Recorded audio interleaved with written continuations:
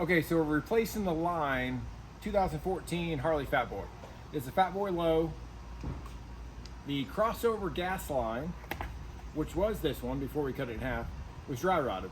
Loading up, getting ready to go to Sturgis, realized that the crossover line is dry rotted. So I don't know if you can see in the video the dry rot that is on the line, but you can see it was going pretty far through the line, and that line crosses over right down here on the bottom of the gas tanks.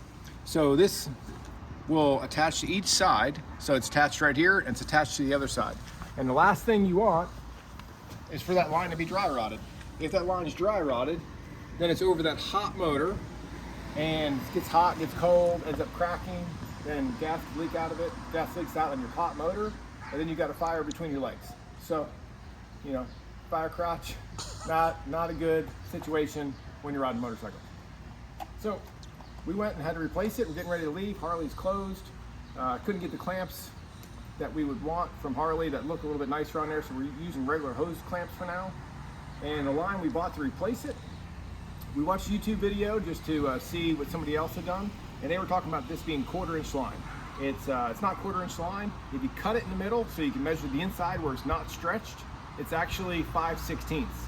So we went over to O'Reilly's, got part number FU0516. 5/16 by 2 feet. That's enough to do this job a couple times over. Less than $10.